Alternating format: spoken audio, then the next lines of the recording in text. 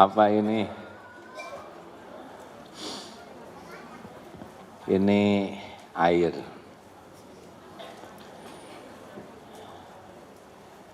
Terinspirasi oleh siapa teh calon wakil presiden yang nggak jadi tuh? Oh, Sandi Uno. Kang Sandi beberapa waktu yang lalu ke rumah bawa-bawa ini. Saya tanya kenapa harus dibawa-bawa? Supaya terukur sehari minumnya berapa banyak, minimal 2,5 liter. Saya juga minum, tapi tidak terukur. Nah, beberapa waktu yang lalu dapat botol yang 1 literan. Ternyata sehari cuma habis segini. Berarti benar seperti analisa dari buku yang dari Jepang itu bahwa sebagian besar manusia itu berpenyakit karena dehidrasi, kekurangan minum. Ini dari pagi baru segitu, sudah 3 kali ke toiletnya.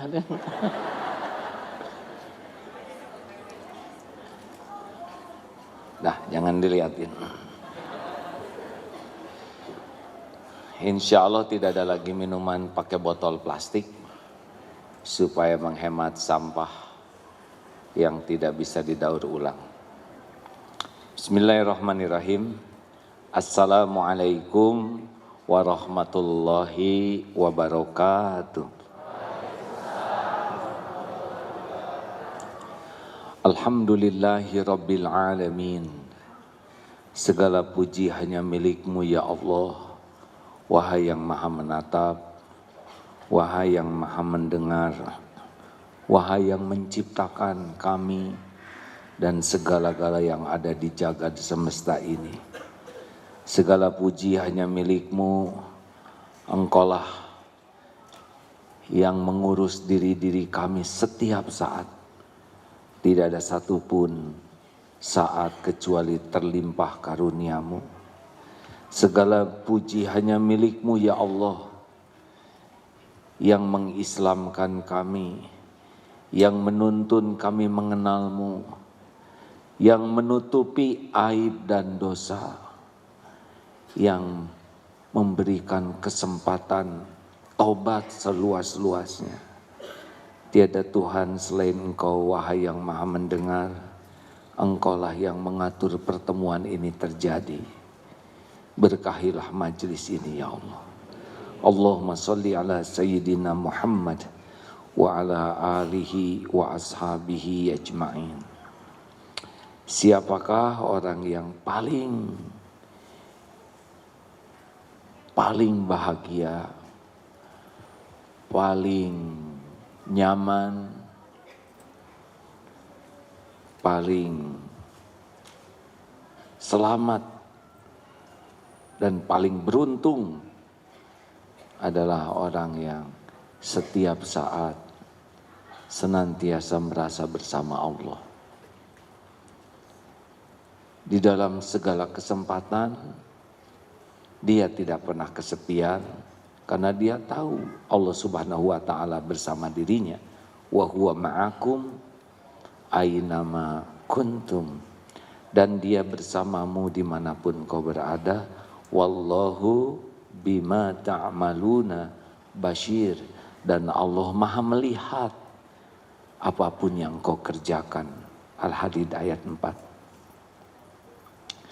Sehingga dalam keramaian, dia tidak larut dalam keramaian orang, karena dia senang bersama Allah. Dalam kesendirian, dia tidak pernah kesepian, karena dia tahu Allah maha dekat, maha melihat, maha mendengar, maha memperhatikan dirinya dengan teliti. Mudah-mudahan kita diberikan nikmat yakin seperti itu. Sedikit orang yang memasuki makom ahlul yakin. Baik, kajian kita kali ini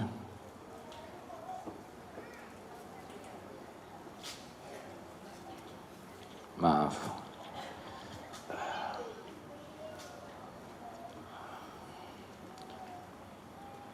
221 ya.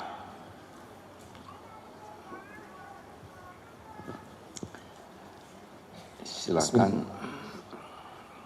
Kitab Al-Hikam pasal 221 pada halaman 159. Bismillahirrahmanirrahim. Ma fata min umrika la 'iwada lahu wa ma hasala laka minhu la qimata lahu. Yang telah hilang dari umur, usia hidupmu tidak dapat ditarik kembali, sedang yang telah berhasil bagimu tidak dapat dinilai harganya. Waktu bergerak terus. Waktu terbagi 3, yang sudah terjadi tidak akan pernah kembali lagi. Yang sedang terjadi saat ini dan waktu yang akan datang yang belum tentu ada untuk kita. Kalau kita mati, kita tidak menikmati waktu yang akan datang. Setiap waktu kalau kita sia-siakan, maka tidak akan pernah kembali lagi, kecuali penyesalannya.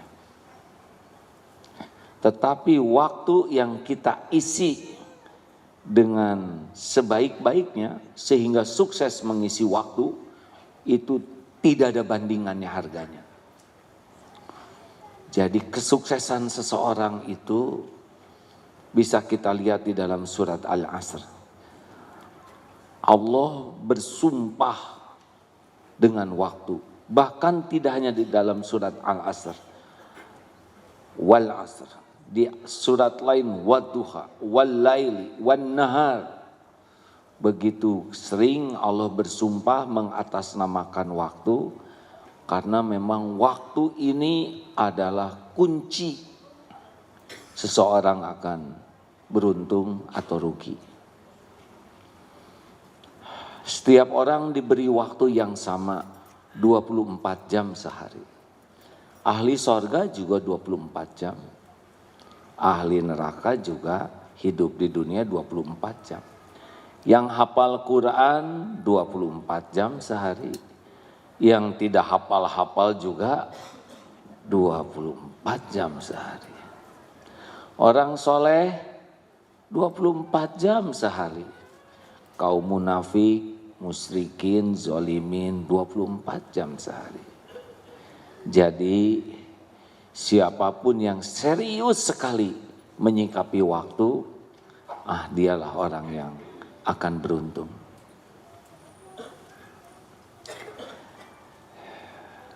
Dulu pernah kita bahas, waktu sama, isi beda, itu kuncinya. Seperti sekarang, jam 10:30 di sini kurang lebih. Sampai duhur, di mana-mana sama, khususnya di waktu Indonesia bagian Barat jamnya sama. Tapi di tempat lain waktunya sama, hanya beda jam. Ada yang berzikir, kita sedang berzikir ini. Karena mencari ilmu untuk patuh kepada Allah.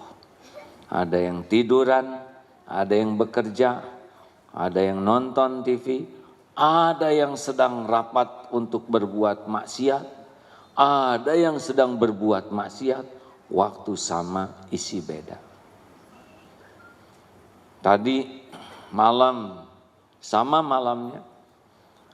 Ada yang tahajud, ada yang sesudah tahajud bersimbah air mata, meminta ampunan kepada Allah, insya Allah diampuni.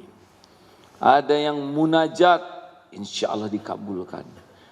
Ada yang waktu yang sama dengan orang tahajud tidur pulas, ngorok, ngompol. Ada yang tidak tidur, tapi maksiat, kelayapan, mau nyolong, waktunya sama. Hasilnya beda, benar? Makanya waktu itu berharga. Dan jangan melakukan sesuatu yang menggunakan waktu kecuali yang berharga. Jadilah kita manusia berharga. Kalau waktu digunakan untuk sia-sia, jadilah sia-sia. Kalau waktu digunakan untuk sesuatu yang buruk, jadilah manusia buruk. Jadi sederhana. Kalau ingin lihat kualitas seseorang, lihat bagaimana menggunakan waktunya. Termasuk bicara. Karena bicara pasti menggunakan waktu. Benar? Ibu-ibu ngobrol pakai waktu tidak? Pasti. Kalau ingin lihat kualitas seseorang, dengarkan saja bicaranya. Bicara 10 menit, 15 menit, berharga atau tidak? Kalau perkataannya banyak sia-sianya, berarti orang itu memang begitu standarnya. Bicaranya banyak maksiatnya, itulah dia kerugiannya. Makanya min husni islamil mar'i tarkuhu ma la ya'ni. Kalau ingin lihat kualitas keislaman seseorang, dia tidak mau menggunakan waktunya untuk sesuatu yang tidak ada manfaat. Bicara boleh? Boleh. Apa fungsi mulut ini, Bu? Yang keras, maaf. Siapa yang nyebut untuk makan tadi? Ya Allah, ya enggak. Tidak apa-apa, benar juga sih.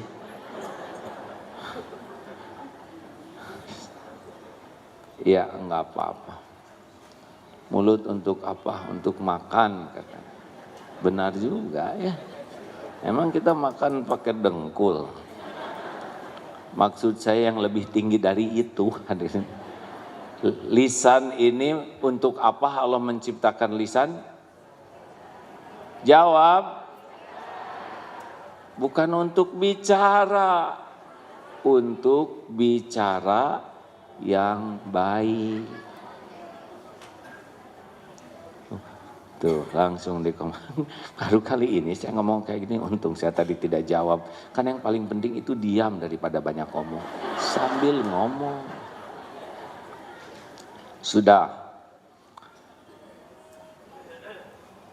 Ada 4 yang menentukan untung atau rugi menggunakan waktu. Surat Al-Asr. Mari kita baca sama-sama. A'udzubillahi minasyaitonirrajim. Bismillahirrahmanirrahim.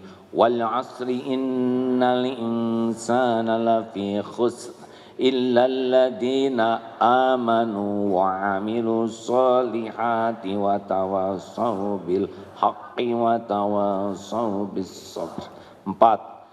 Innal insana lafi khusr, sesungguhnya setiap insan dalam kerugian, illa kecuali illalladzina amanu, orang yang beriman.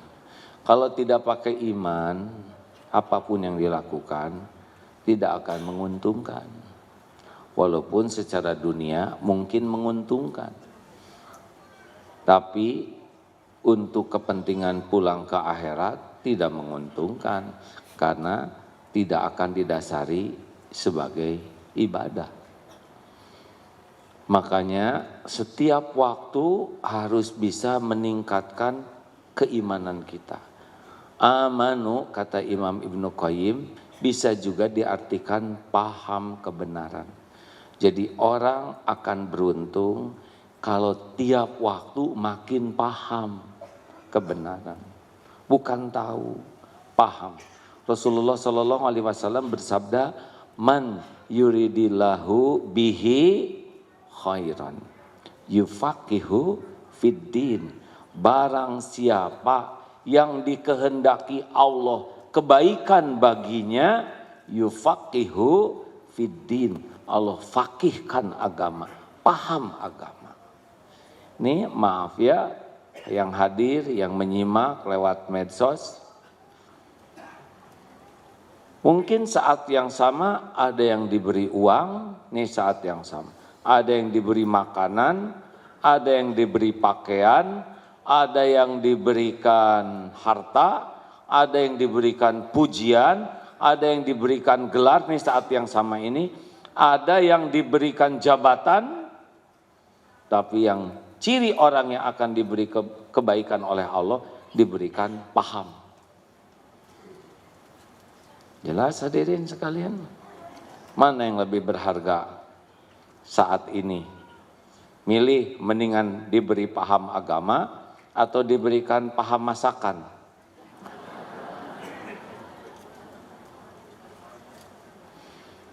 Kalau paham agama, ini seperti ini. Sunnah minum ada berapa? Ulangi. Kucing minum. Monyet minum. Embe minum. Kita minum. Yang membedakan paham atau tidak kebenaran. Sunnah minum bagaimana? 1, tangan kanan. 2, duduk. 3, dilihat. Bisi oli ya kan. Sunnah melihat minuman tuh. Kita harus tahu apa yang kita minum. Minimal jangan sampai kosong. Malu kan? 4, bismillah. Minum 3 tegukan.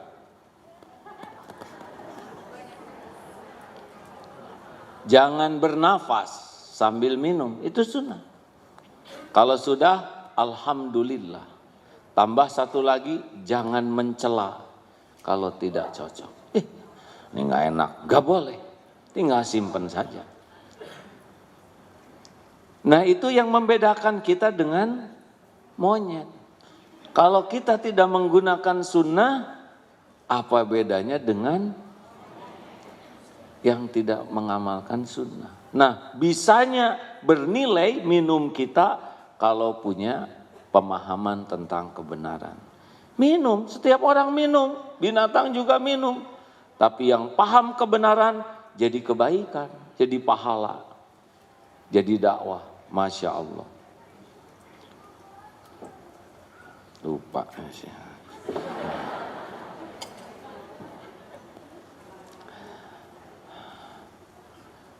Jadi tiap hari kita harus berpikir, bertambahkah ilmu saya? Bertambahkah pemahaman saya? Kalau lewat hari ilmu enggak nambah, biasanya iman juga tidak nambah. Ilmu tidak nambah, amal juga susah nambah. Karena pupuk iman adalah ilmu, pemandu amal adalah ilmu. Makanya fardhu, wajib bagi kita mencari ilmu. Sekarang sudah banyak di Google, di medsos, termasuk YouTube dan sebagainya. Apakah cukup? Bagus, dibanding dulu jauh lebih bagus. Tetapi kalau datang ke majelis ilmu lebih bagus. Kenapa lebih bagus? Rasakan saja. Belajar lewat YouTube. Itu sudah bagus dibanding yang tidak belajar. Tetapi banyak godaan. Masuk iklan, pindah. Tapi kalau sedang duduk begini, Allah mencatat dari rumah sudah ditemani malaikat. Ikan, semut mendoakan. Langkahnya bisa menggugurkan dosa, langkah lain mengangkat derajat. Makin jauh, makin banyak pahalanya kalau ikhlas. Keluar uang, fisabilillah. Ongkos itu dihitung oleh Allah dan ada gantinya nanti. Capeknya menggugurkan dosa. Cita-cita duduk paling depan, gak kebagian. Nahan jengkelnya itu juga jadi pahala. Sudah gelar sajadah, pengen ke toilet, balik lagi sudah didudukin orang, pahala menyiapkan untuk saudaranya. Sambil duduk di sini, ini tempat duduk bersaksi di akhirat nanti. Malaikat rahmat hadir walaupun kita tidak melihat. Ada malaikat yang mendoakan khusus. Di majelis ilmu seperti ini ada magfirah Allah, ampunan Allah. Bahkan bagi yang tidak sengaja hadir juga bisa terperciki keberkahannya. Berlipat ada doa yang diijabah. Siapa tahu di antara yang hadir ada kekasih Allah yang kita tidak mengetahuinya, padahal derajatnya tinggi sekali di sisi Allah. Mungkin duduk biasa-biasa, tapi hatinya tuh tidak pernah lepas dari Allah. Dan ketika doa dikabulkan, bisa kena nih doa kita. Luar biasa. Ini lebih mahal daripada dapat berlian. Tapi kan berlian mahal. Benar juga. Tapi punya berlian mahal, ujiannya jadi besar. Ingin diketahui orang punya berlian, benar? Menderita ketika kita ngaku berlian, orang tidak mengakuinya dan menganggap imitasi. Memang punya yang bagus itu langsung bahagia? Oh, tidak. Tersiksa ingin pamer, tersiksa takut ada saingan, tersiksa takut rusak, tersiksa takut hilang. Sudah tahu ciri tas KW, Bu?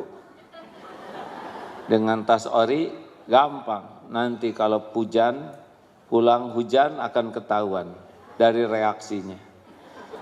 Kalau tas KW hujan, plek dipakai tutup kepala. KW. Dah kalau ori begini hadir. Lebih mahal kulit tas daripada kulit kepala. Jangan merasa bangga punya anak dikasih dunia, tapi tidak paham kebenaran. Dia tidak mengerti mau apa hidup ini, siapa Tuhannya, apa tujuannya, apa yang harus dilakukan, tidak mengerti. Kita sering bangga anak populer, punya penghasilan besar, punya gelar, padahal anak tidak paham kebenaran.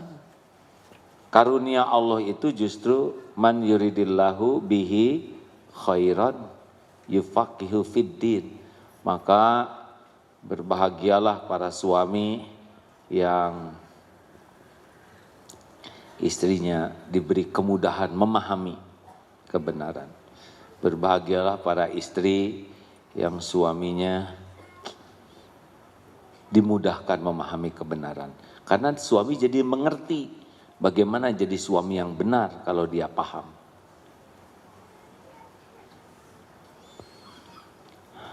Tadi pagi ada seorang ayah yang mencarikan menantu untuk anaknya. Bukan saya ini ya. Seseorang cerita, saya cari menantu.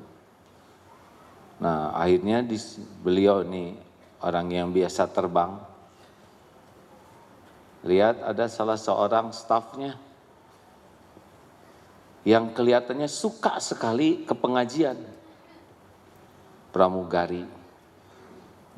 Ditanya, Dek, sudah menikah? Belum. Mau jadi menantu saya? Begitu. Kenapa? Karena saya lihat Ade suka sekali datang ke majelis ilmu. Ini mahal dibanding orang yang suka melancong ke luar negeri, tidak salah. Tapi tanpa ilmu ke luar negeri bisa jadi salah, betul?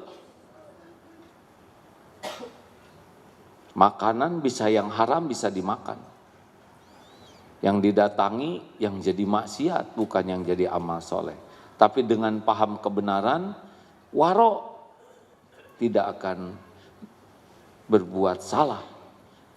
Jodoh insya Allah tuh hanya karena senang kepada kebenaran. Gitu. Kalau tidak paham kebenaran seperti yang beredar tulisan itu. Aduh, buku nikah saya terendam nih, rusak. Jadi harus bagaimana Ustadz, bikin lagi atau nikah lagi? Itu tidak paham kebenaran. Jangan modus ya. Kenapa Bapak tertawanya menjiwai? Lanjut. Berkumpullah dengan orang-orang yang menguatkan iman, itu beruntung. Serius. Gimana ciri orang yang bisa menguatkan iman? Kalau tidak salah ada 3 cirinya. Kalau kita ketemu dengan yang bersangkutan, jadi ingat kepada Allah. Kalau ngobrol dengan yang bersangkutan, jadi ilmu yang manfaat. Kalau melihat kelakuan perilakunya, jadi ingat kepada kehidupan akhirat. Nih, bagus orang seperti ini. Jadi kalau ngobrol atau jumpa tuh, karena dominan perkataannya, sikapnya tuh pasti mengingatkan ke Allah. Orang yang imannya kuat itu cirinya adalah sangat sering mengingat Allah dan berbuah pada perilakunya. Tenang, ngobrol apapun kembali ke Allah. Wah banjir ya, ini hujannya gede, itu kurang. Allahnya mana? Banjir itu kan bukan karena air. Banjir itu karena Allah memerintahkan air. Coba hujan itu karena apa? Jelaskan hujan. Kenapa turun hujan?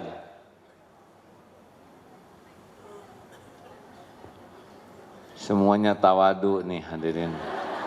Harus berbaik sangka. Hujan karena air menguap, kemudian dikumpulkan dalam bentuk awan, dan pada suhu tertentu di tempat tertentu maka berbentuklah. Enggak begitu.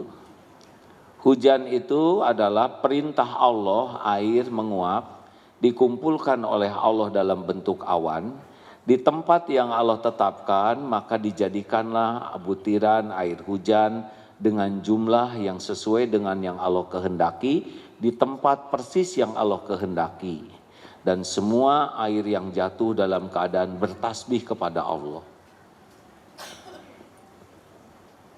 Itu kalau di sekolah seperti itu, marifat itu murid-murid. Gempa adalah lempengan bumi diperintahkan oleh Allah bergerak sehingga terjadi selisih begini, sehingga air diperintahkan oleh Allah berbentuk ombak dan disebutlah tsunami, menjadi ujian bagi hamba-hamba yang ditetapkan Allah. Bagi yang harus meninggal, akan meninggal pada waktunya. Kalau dia ahli kebaikan, maka meninggalnya jadi husnul khotimah. Bagi yang akan celaka, maka itu ujian untuk menggugurkan dosa dan mengangkat derajatnya. Begitu. Jadi tidak nyinyir. Karena sekarang Twitter saya beredar kembali. Ya, saya belajar dari kesalahan yang lalu untuk tidak mudah menulis dan berkomentar. Berkumpullah dengan orang-orang yang bisa meningkatkan iman, beruntung. 2, wa'amilus sholihat. Waktu adalah amal soleh. Karena kita pasti mati dan yang kita bawa adalah amal soleh. Saya lihat dari depan ini wajahnya ada kemiripan, maaf ya. Satu, ini wajah-wajah banyak masalah. Benar? Banyak masalah baik atau buruk? Tergantung. Benar menyikapinya baik, salah menyikapinya buruk. Jadi yang berbahaya itu masalahnya atau sikap terhadap masalah. Orang tidak lulus ujian bukan karena soal. Orang tidak lulus ujian karena salah jawabannya. Bisa dipahami? Alhamdulillah. Yang kedua, jangan tersinggung ya. Awas, jangan tersinggung. Karena tersinggung, saudara tidak jujur. Yang saya lihat ini, termasuk saya, Ini wajah-wajah selain banyak masalah juga banyak dosa ya. Benar? Tuh, alhamdulillah prediksi saya tepat ya. Dan yang ketiga, ini wajah-wajah bakal meninggal semuanya. Betul? Acungkan tangan yang kira-kira 10 tahun lagi masih hidup. Tidak ada yang ngacung? Yang tahun depan masih hidup. Yakin masih hidup, cung. Allah melihat siapa yang bakal ngacung, ya.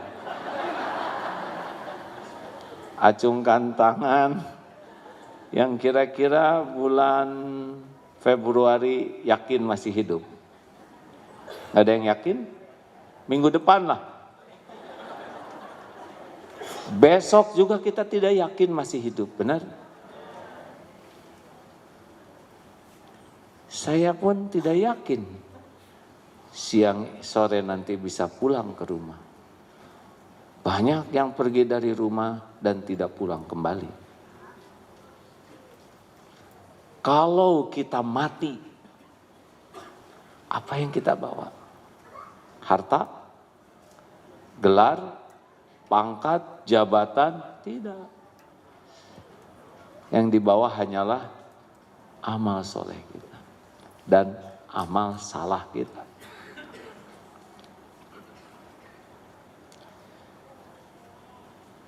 Sekarang mana amal soleh kita? Acungkan tangan yang sholatnya khusyuk. Susah.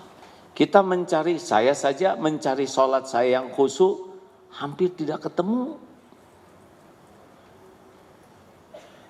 Yang paham Al-Quran, nah, yang sedekahnya berlimpah, sisa kita. Sisa jajan, sisa makan, gitu. Ya. Di sana sedekah amal jariah, jajan 490.000, masukin 1.000 adanya. Yang 9.000 dibawa lagi. Dasar kopet, Allah sudah astagfirullah, tidak boleh ngomong jelek. Bukan dasar. Semoga jadi ahli sedekah. Ya. Kita lagi belajar memperbaiki kata-kata. Mana coba amal kita? Dan kita beramal juga jarang ikhlas. Makanya bagi kita saat ini harus bulat. Apa yang kita lakukan harus jadi amal soleh. Baru beruntung. Bu, Ibu.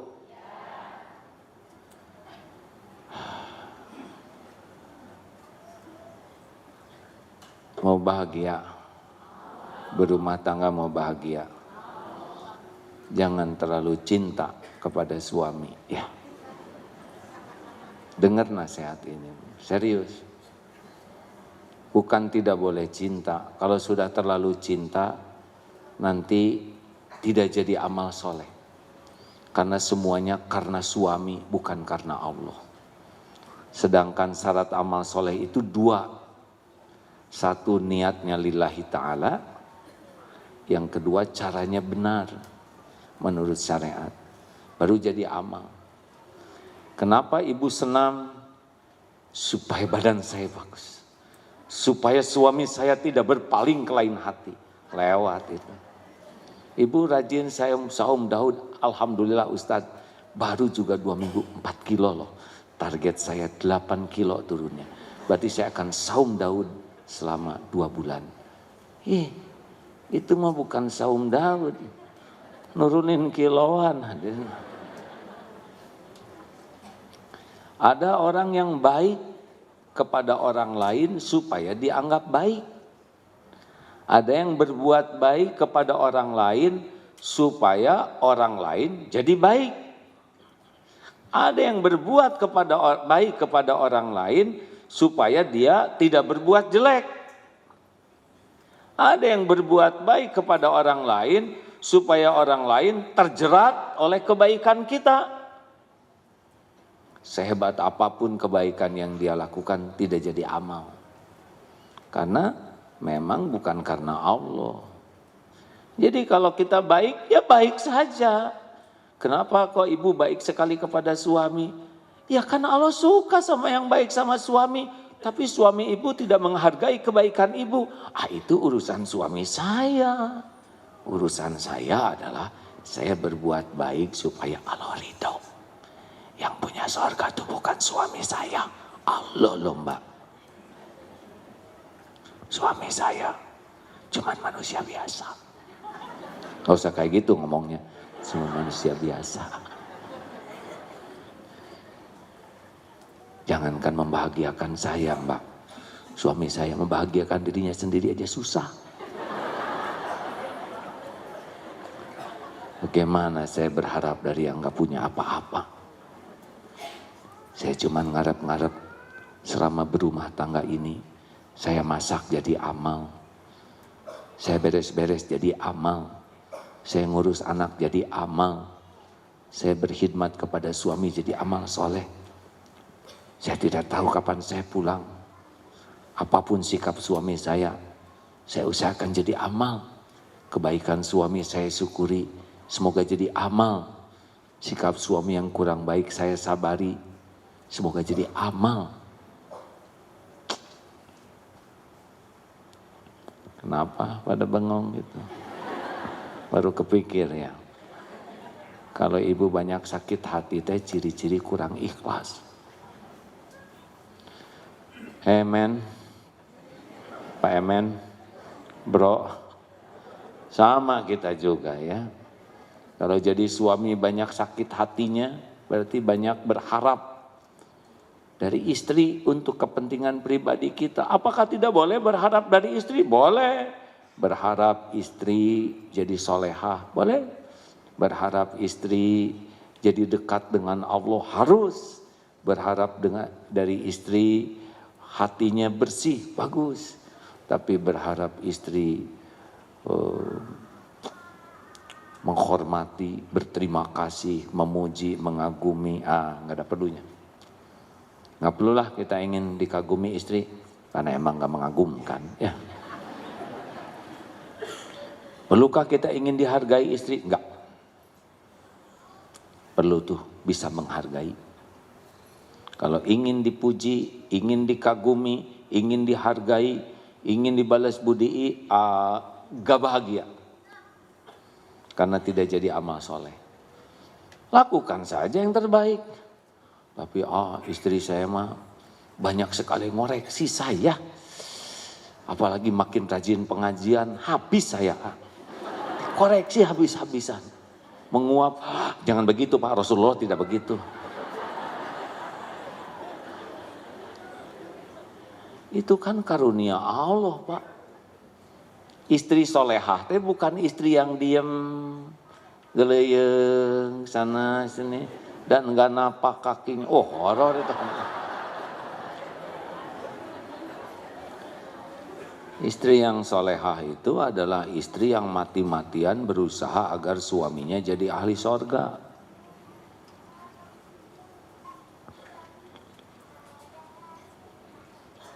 Begitu. Ku anfusakum wa ahlikum naro. Pak bangun Pak. Aduh Bu, ini subuhnya salah nih, kepagian. Biasanya nggak kayak gini. Ayo Pak,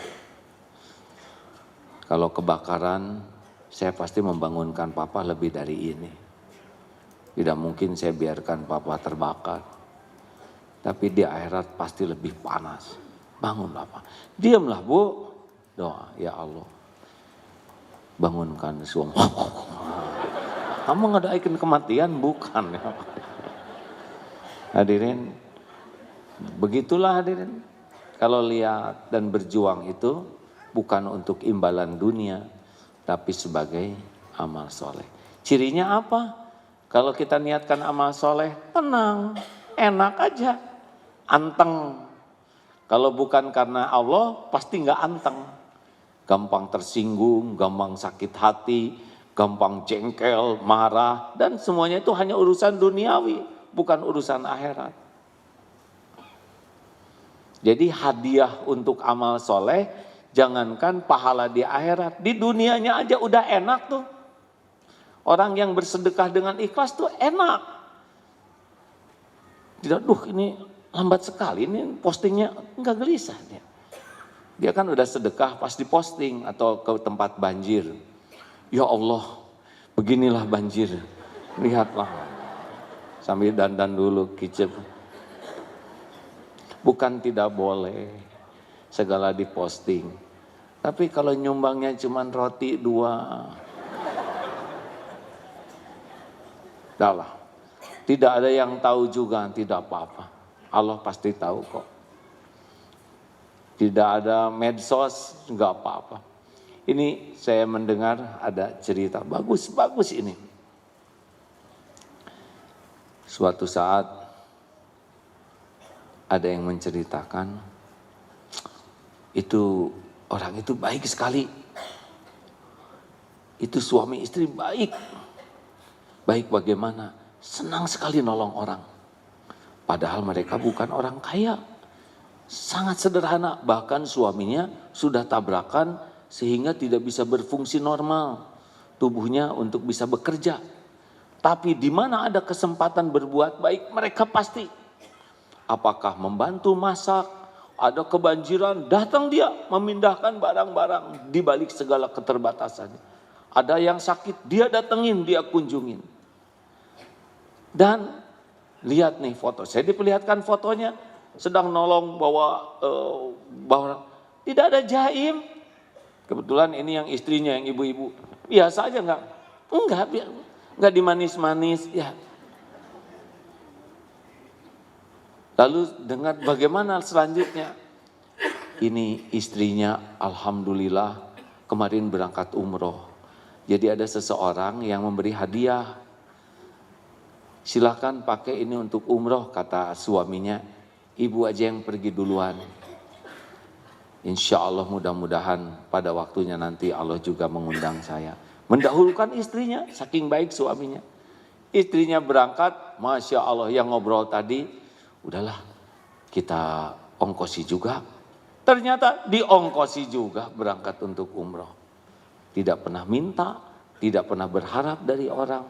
Begitulah kalau orang yang mengisi waktunya dengan kebaikan, Allah pasti lihat. Tidak punya uang boro-boro untuk umroh ya, diongkosi. Allah menggerakkan siapapun yang dia kehendaki.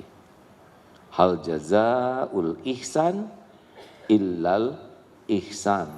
Tiada balasan bagi kebaikan kecuali kebaikan. Makanya sudahlah, gak usah banyak riweh hidup ini ya. Apapun yang terjadi, jadikan amal soleh. Setuju? Apapun, setiap kejadian tidak ada yang sia-sia, tidak ada yang kebetulan. Ajaban li amril mu'min inna amrohu kullahu khair. Sungguh ajaib, menakjubkan, mengagumkan urusan orang yang beriman. Semuanya baik. Walaisa dzalik li ahadin illa lil mu'min. Dan tiada yang demikian kecuali orang yang mukmin. Inna asobatu sarra'u syakara. Ketika dia diberikan karunia, dia bersyukur. Fakana khairullah. Maka itu baik baginya. Wa idza asabathu darra'u sabara. Fakana khairullah. Ketika ditimpa musibah, dia bersabar. Maka itu pun baik baginya. Jelas hadirin? Udahlah, tenang aja, nggak lama kok di dunia. Ya. Aduh, gawat nih perang antara Amerika dengan Iran. Gimana nanti imbasnya? Jangan-jangan peluru kendali nyasar ke rumah saya. Kebanyakan mikir. Itu menurut Natuna itu bagaimana? Sedangkan sekarang armada Cina ada, aduh liur hadirin ya.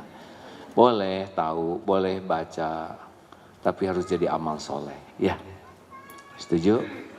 Bukan acuh tentang Uighur, kita bagus tahu, tapi harus jadi amal soleh.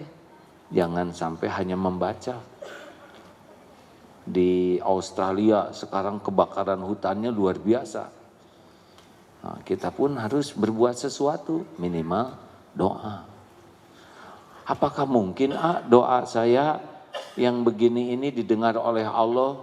Oh, tidak ada yang tidak didengar oleh Allah.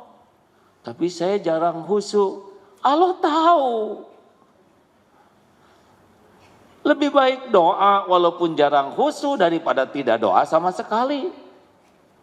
Benar? Masih ingat yang ibu-ibu menderita karena cemburu itu? Nangis, ngebentur-bentur ke tembok. Benjol, urusan gak beres.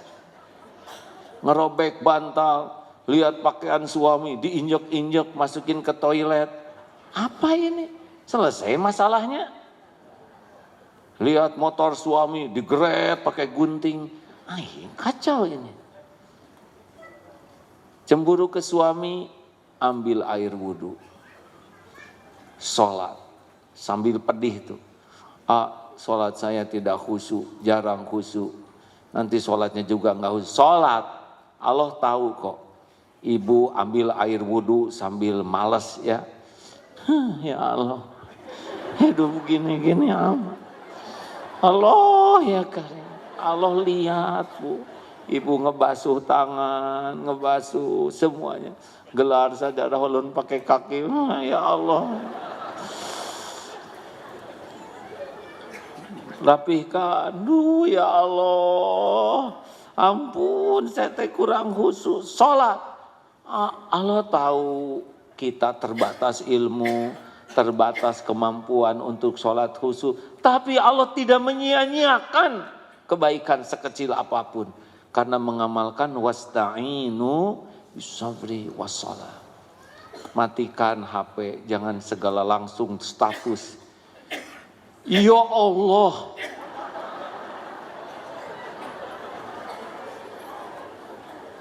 Jangan. Percuma curhat di medsos. 80% tidak peduli. 17% puas melihat kita menderita. 3% sisanya enak bacanya. Allah penolong kita satu-satunya.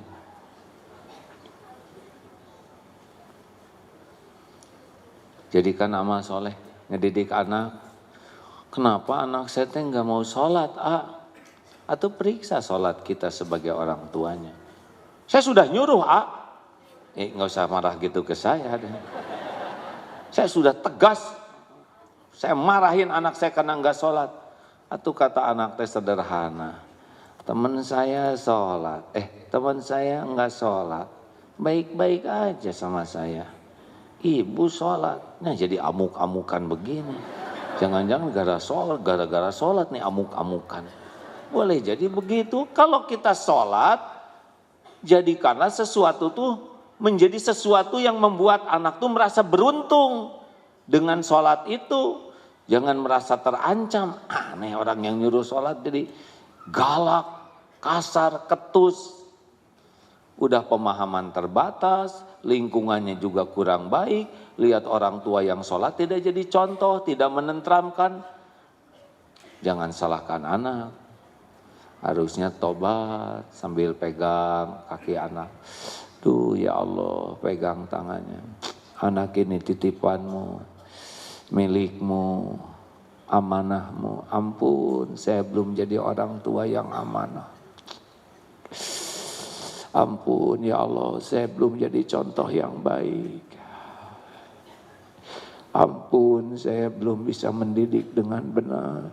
Belum bisa mengurus pakai hati. Ampun. Sambil usap anak. Nak bangun nak. Ya Allah bangunkan anak ini. Aduh ngantuk. Iya mengerti. Yuk. Belum tentu ibu panjang umur. Mumpung bisa ada yang ngebangunin. Kalau Allah mau bangunkan, bangun dia. Daripada galak. Ngandelin siapa? Kalau ngandelin Allah, tidak akan galak. Jadi ingat ke anak sendiri hadirin. Makanya 11 anak.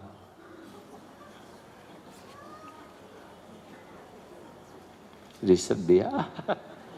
Saya juga belum benar nih mikir ke anak. Pas barusan ngomong gitu, saya jadi kebayang. Gimana kelakuan saya ke anak-anak saya. Masa kurang cocok dengan ceramah ini.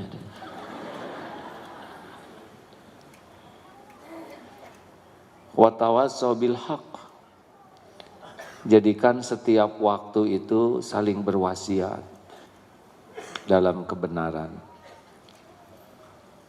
Kalau menurut Imam Ibnu Qayyim yang saya baca itu, amanu paham kebenaran, wa amilu sholihat mengamalkan kebenaran, tawassaw bil haq mendakwahkan kebenaran.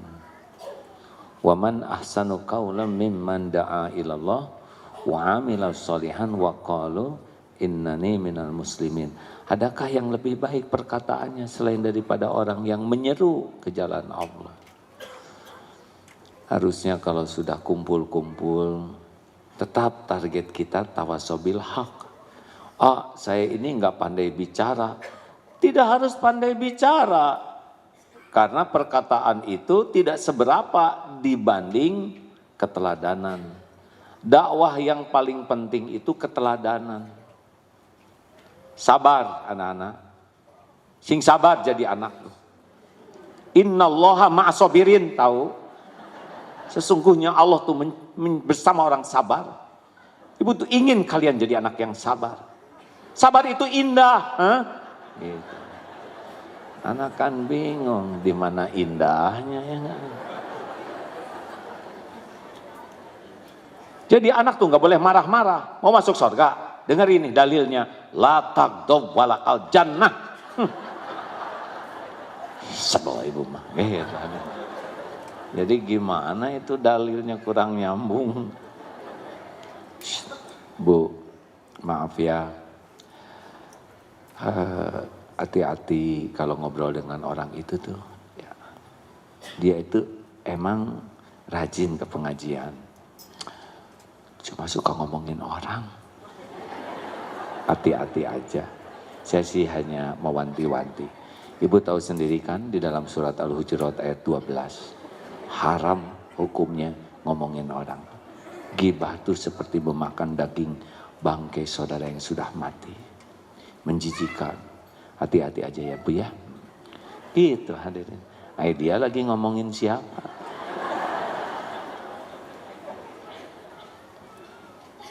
Shh. Bu, saya mau cerita sesuatu tapi jangan bilang sama dia ya. Sebab saya udah janji sama dia. Saya nggak akan ngomongin gitu. Engkau udah janji tapi ngomongin. Jadi walaupun dakwah, kalau kitanya tidak mengamalkan, hilang kekuatan dakwahnya. Makanya tawassaw bil haq yang paling utama adalah saling memberikan contoh yang baik. Coba mana yang harus sopan? Anak ke orang tua ke anak. Mana yang harus sopan? Dua-duanya hadirin. Mana yang harus lebih sopan? Orang tua ke anak, anak ke orang tua.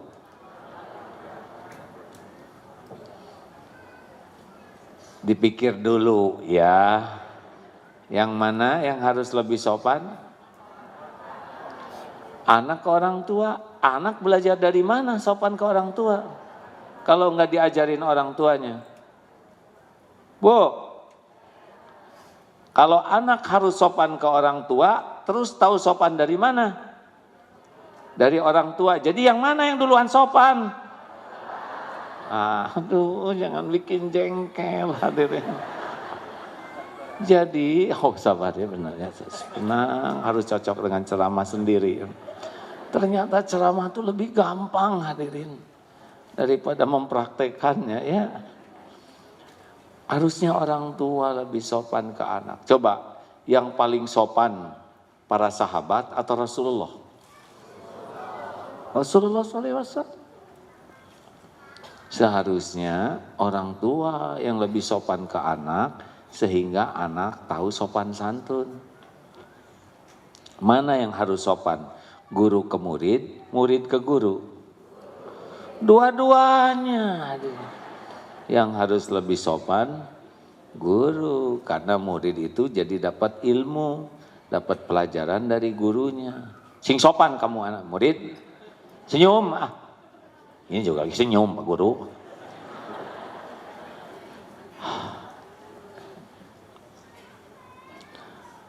Kemarin ke masjid ada seorang anak kecil datang ke masjid, sama-sama naik sepeda sampai di masjid, kebetulan sendal. Ayo dek, nak rapikan sendal, rapikan.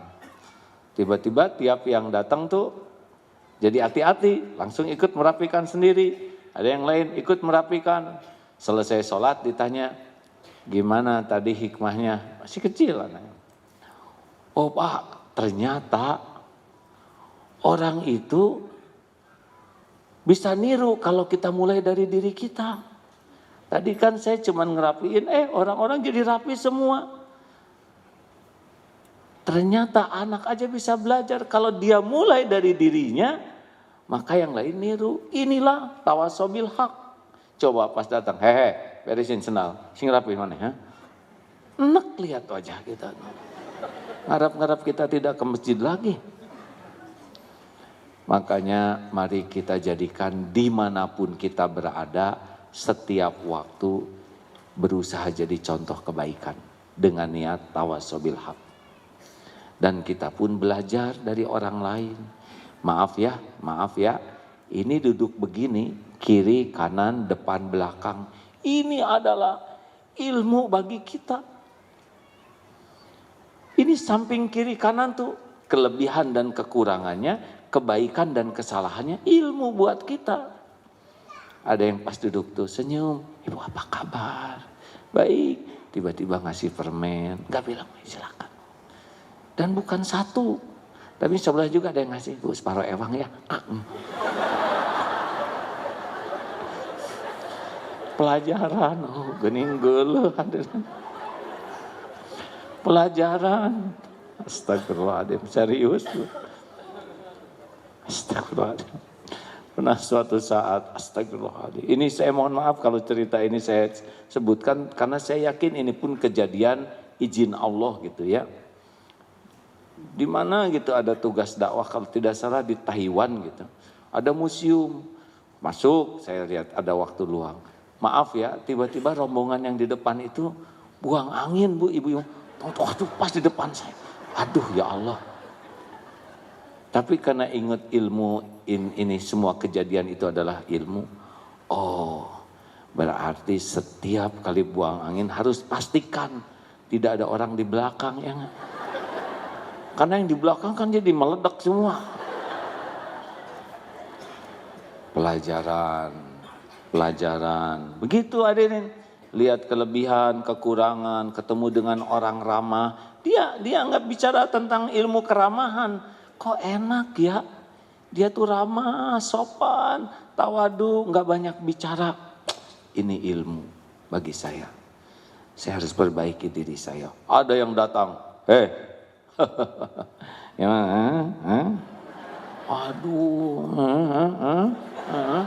wah, dia nggak ngomong tapi ininya upil segala bikin. Oh ini dia pelajaran. Pernah bersepeda rame-rame. Waduh, ada yang datang. Bagus, sepeda bagus, kacamata hitam dan semuanya itu yang pokoknya seperti pembalap. Tapi baru juga maju dikit tanjakan mual hadirin. Terus nggak goler begini. Oh, ini pelajaran bahwa bersepeda itu ternyata bukan kacamata intinya yang otot betul. Sepeda brongos, misalnya saya nggak boleh nyebut merek ya.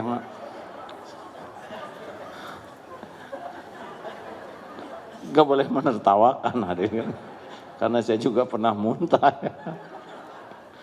Ya pelajaran suatu saat sedang nanjak gitu, aduh itu santri nyusul nih, gak boleh susul sebagai kiai, lama-lama kunang. Lebih aib lagi hadirin. Oh pelajaran ya, tidak menerima Atau kemarin juga ada yang lihat di SMS, alhamdulillah ini saya untung sekian. Saya pikir teh, kenapa harus nyeritain untung? Ya nggak, kalau nggak akan ngebagi, kan kita misal kan jadi rada kurang nyaman itu, bisa pengen ya, atau digejelikan gitu nolnya 1. Tapi kan jadi aib. Pelajaran, jangan pernah sibuk dengan keuntungan orang lain. Biarlah Allah ngasih rezeki kepadanya. Jangan pernah pengen dikasih, karena jadi aib. Udah pengen ternyata nggak dikasih, kan memalukan. Diam. Nah, ini ilmu. Jadi ketemu yang baik, yang kurang baik, yang apapun, ini bagian dari tawasobil haq. Saling berwasiat dalam kebenaran. Terakhir, setiap waktu adalah untuk tawasobil sabr. Berwasiat dalam kesabaran. Sabar itu apa? Menahan diri, mengendalikan diri, sehingga apa yang kita pikir, kita ucap, kita lakukan, termasuk yang di hati, sesuai dengan yang Allah sukai. Tahan, lalu berbuatlah apa yang Allah sukai. Kena musibah, tahan. Kalau mau bicara, innalillah wa inna ilaihi raji'un. Jangan, kenapa sih pakai begini? Jangan. Alladzina idza asabathum musibah qalu innalillahi wa inna ilaihi raji'un. Hati, pikiran, lisan, sikap, tahan sehingga respon kita ada pada yang Allah sukai. Itulah sabar. Sabar ada berapa tempatnya? 3. 1, sabar ketika taat. Coba, taraweh bulan apa sih?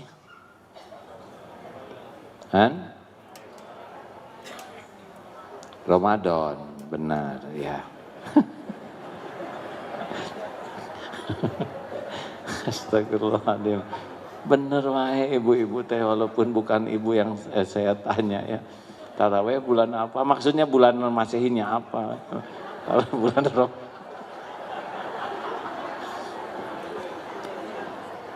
taraweh bulan April ya. Astagfirullahaladzim.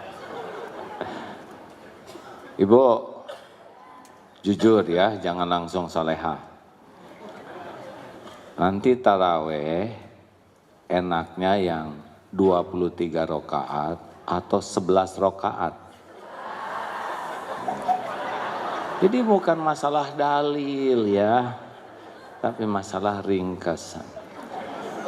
Jujur, imamnya ya, mau yang panjang 1 rakaat 1 lembar, atau yang surat pendek. Jadi bayangkan tarawehnya belum, sabarnya sudah hilang dari sekarang. Tahajud nih ya, mending surat Al-Mulk atau Wadduha. Mending Wadduha, mending Inna atau Inna. Dah kita mah nggak sabar. Jadi dalam taat itu perlu kesabaran. Betul? Jangan seperti itu tuh yang baru mulai saum sunnah, pas adzan saum Ramadan dia baru adzan duhur. Aduh, hampir gue buka. Emang kenapa bang? Itu adzan duhur sama adzan maghrib.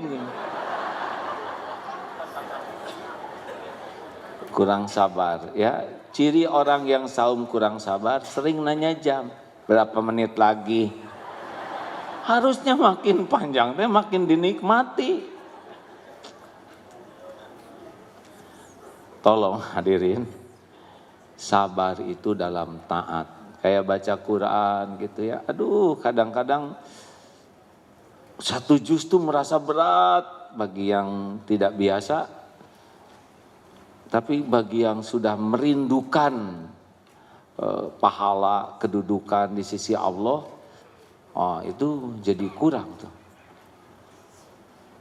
Kalau orang tidak sabar mah yang pendek-pendek aja. Tahajud bisa kelihatan tuh ya. Pendek-pendek dan maunya witir aja. Termasuk badah sholat. Sing sabar. Astagfirullahaladzim. Astagfirullahaladzim. Assalamualaikum. Kurang sabar hadirin. Harusnya assalamualaikum bukan istighfar ya. Selesai salam, tenang dulu, baru wirid ya. Astagfirullah.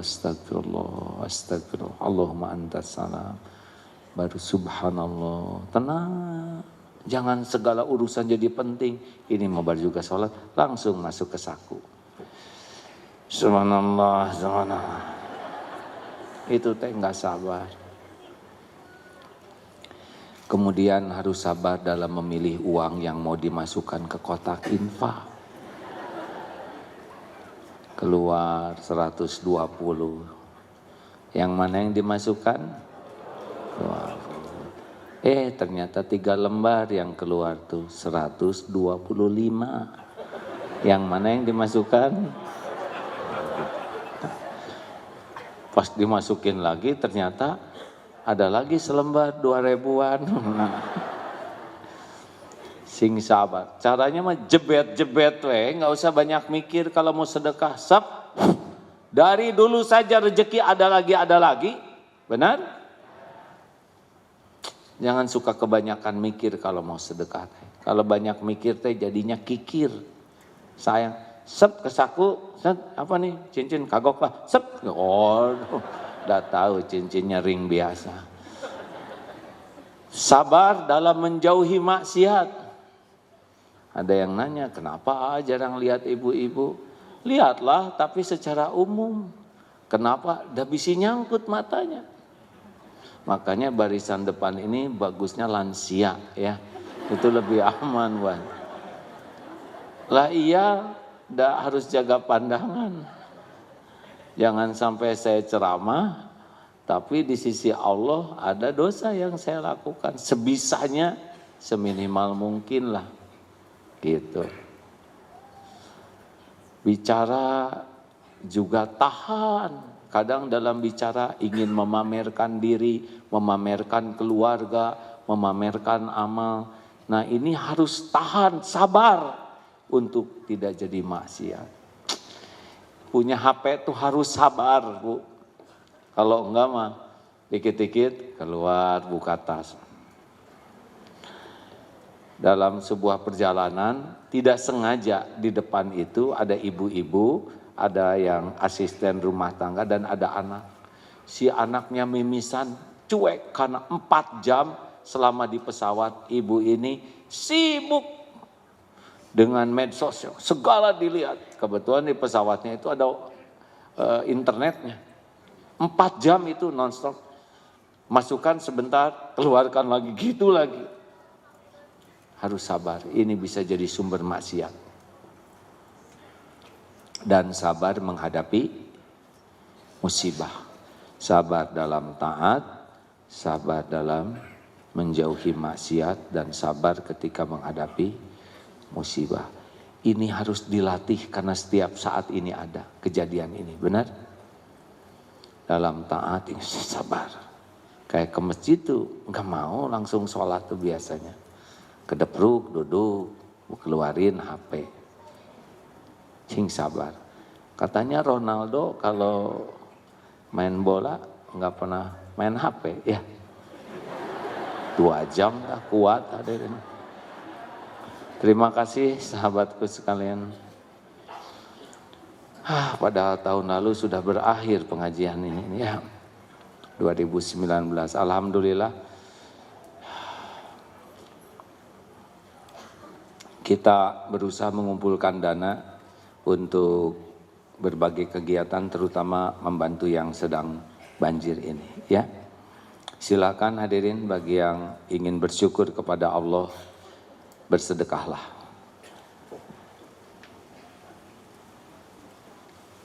Kapan kita jumpa lagi? 21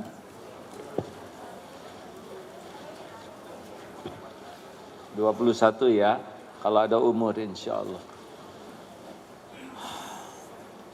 Jangan pernah mencela hujan, jangan sibuk menyebar medsos yang mengotori hati. Ajak orang ingat kepada Allah Subhanahu wa Ta'ala. Ada pertanyaan? Tidak ada, terima kasih. Alhamdulillah. Biasanya ada yang nanya, sekarang sudah lebih bijak ya, tidak mempersulit orang lain.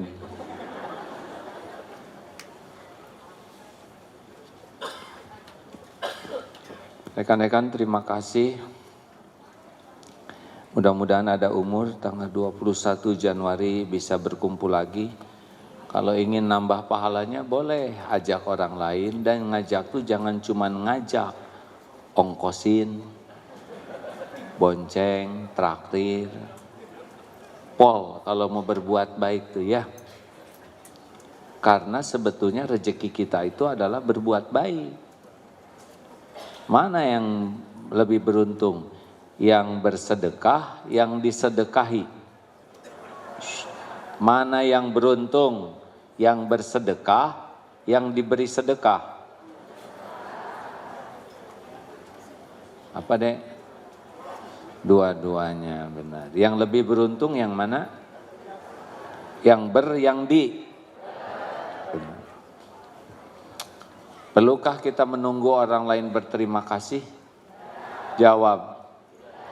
Perlukah orang lain tahu kebaikan kita? Perlukah kita menunggu orang lain berterima kasih? Perlukah kita mengingat-ingat jasa baik kita?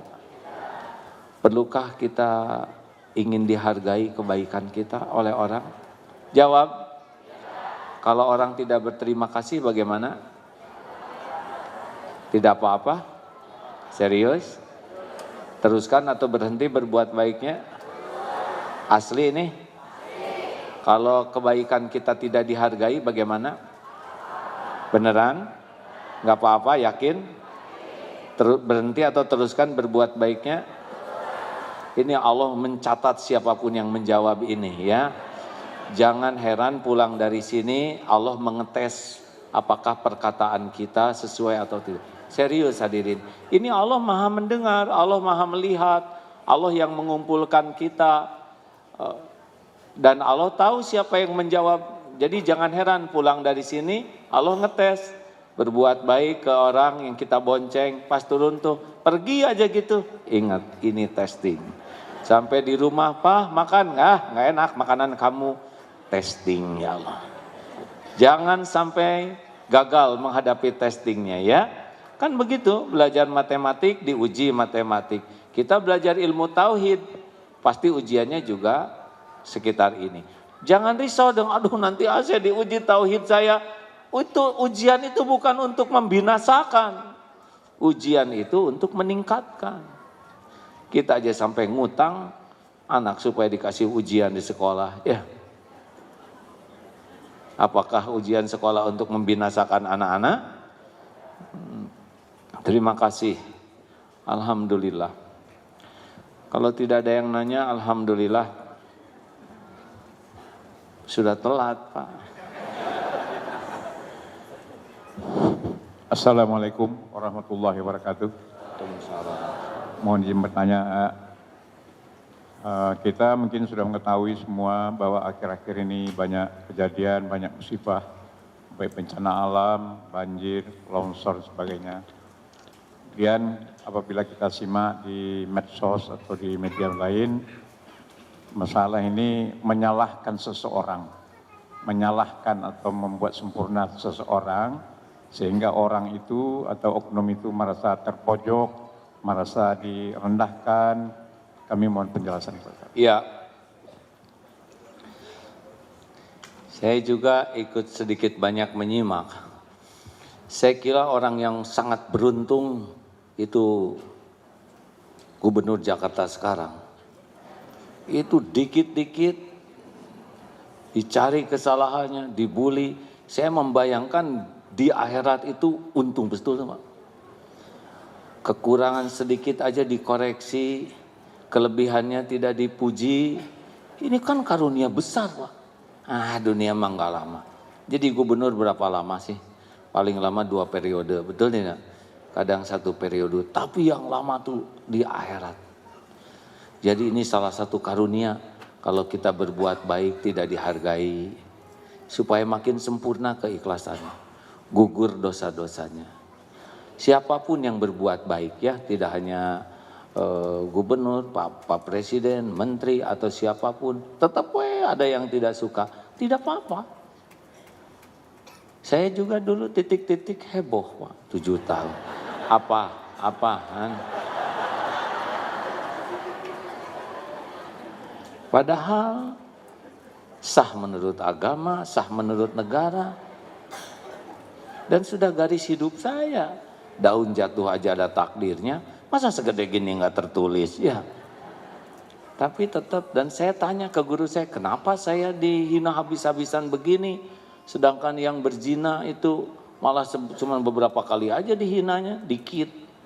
Kalau saya begitu masif, kata guru saya, ya ini karunia Allah. Berarti akan dihabiskan dosa-dosa karena banyak dosa yang tidak diketahui orang dan kurang taubatnya, dan baru bisa rontok dengan dihina. Jadi harus bagaimana saya menjalani semua ini? Ya deketin Allah saja daripada mikirin orang yang menghina, lebih baik memikirkan kehinaan kelakuan diri sendiri. Lebih baik menangisi dosa daripada menangisi penghinaan orang.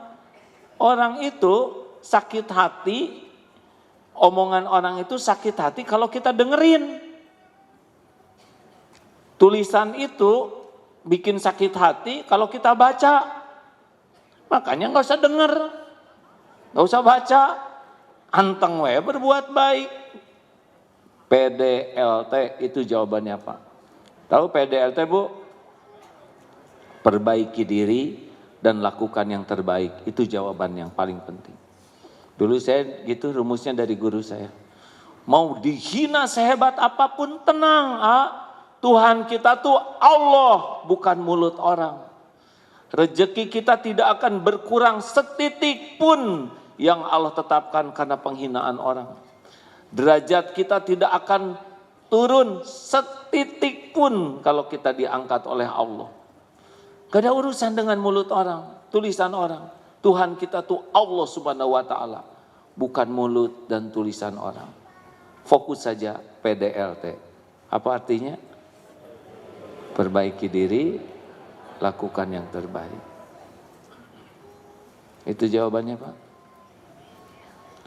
Pak, Nabi aja yang sempurna, ada yang sebel, ada yang menghina, memusuhi, apalagi kita yang hina asli, ya kan? Dan nyebelin betulan. Biarin aja, Pak. Dunia sekarang kayak gitu. Yang beruntung tuh yang dihina, bukan yang menghina. Kalau kitanya benar. Halo? Kenapa pada mikir? Tanya ibu, kenapa dulu ibu ngambek sama saya? Istri bukan, apa bukan? Udah tuh, jangan diungkit-ungkit, kan buktinya kami udah datang lagi, emang sih. Terima kasih ya kawan-kawan sekalian.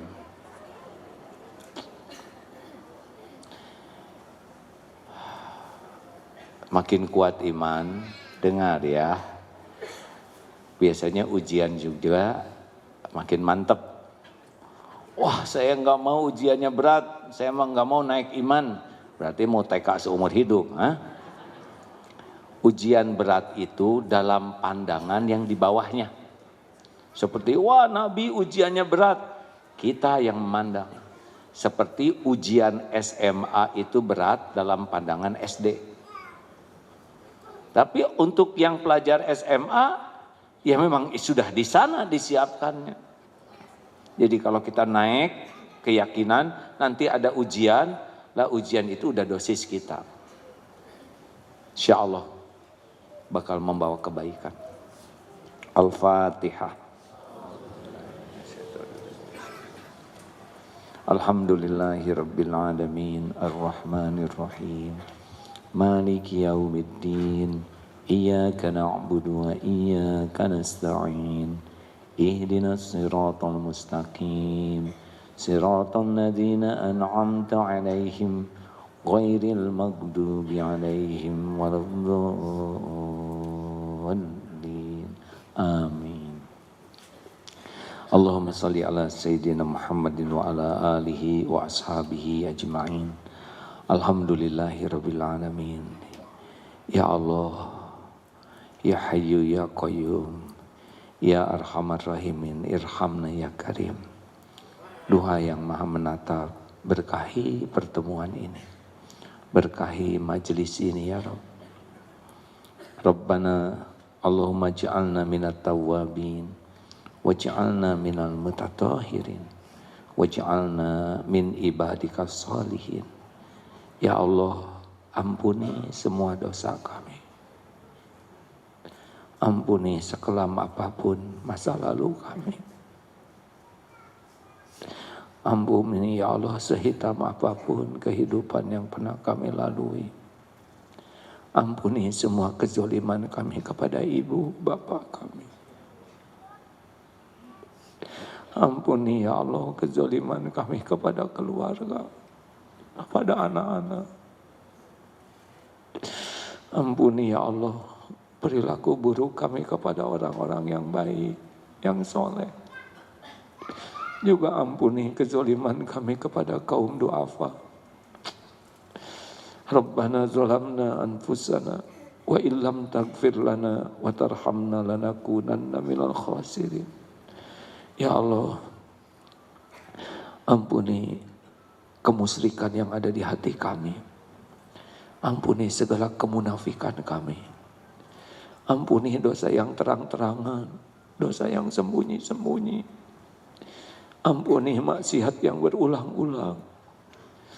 Allahumma inna nas'aluka taubatan nasuha wa taubatan qoblal maut wa rahmatan indal maut wa maghfiratan ba'dal maut. Allahumma hawin alaina fi sakaratil maut. Allahumma inna nas'aluka husnal khatimah wa na'udzu bika min su'il khatimah. Allahumma ighfir lana wa li walidina warhamhum kama rabbawna shighara. Rabbana hab lana min azwajina wa dhurriyyatina qurrata a'yun waj'alna lil muttaqina imama. Ya Allah, karuniakan kepada kami rumah tangga yang penuh keberkahan. Jadikan pendamping hidup kami hamba-Mu yang bisa menguatkan iman, menguatkan amal. Titipkan kepada kami keturunan yang lebih baik daripada kami. Muliakan akhlaknya, indahkan kehidupannya dengan iman dan amal. Lindungi dari kedurhakaan dan kehinaan. Allahumma inna nas'aluka ridhoka wal jannah wa na'udzubika min sakhatika wan nar. Jadikan umur yang tersisa ini seluruhnya hanya untuk-Mu ya Allah. Hanya di jalan-Mu, hanya karena-Mu. Jadikan hati ini hati yang selalu ingat padamu. Hati yang tidak berharap selain berharap hanya dari-Mu. Cabutlah rasa takut kami selain takut jauh dari-Mu ya Allah. Berikan kepada kami nikmatnya ibadah, doa yang Kau ijabah, lahir batin sehat walafiat. Cukupi kami hanya dengan rizki-Mu yang halal barokah. Undang ke Baitullah jamaah ini ya Allah.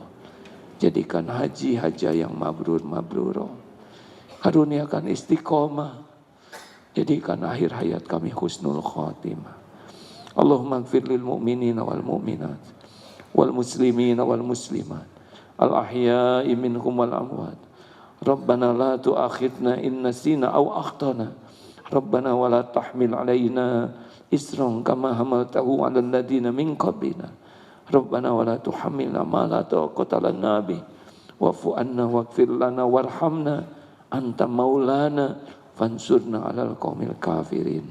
Rabbana atina fid dunya hasanah wa fil akhirati hasanah wa qina azabannar. Amin ya Allah ya rabbal alamin. Sallallahu alaihi wasallam. Alhamdulillahirabbil alamin. Hadirin, terima kasih doa akhir majlis. Subhanakallahumma bihamdi asyhadu alla ilaha illa anta astaghfiruka wa atubu ilaik. Assalamualaikum warahmatullahi wabarakatuh. Waalaikumsalam warahmatullahi wabarakatuh. Jazakallahu khairan katsiran, kami ucapkan kepada AA atas ilmu yang telah disampaikan. Semoga Allah hujamkan kekuatan agar kita bisa amalkan dalam kehidupan sehari-hari.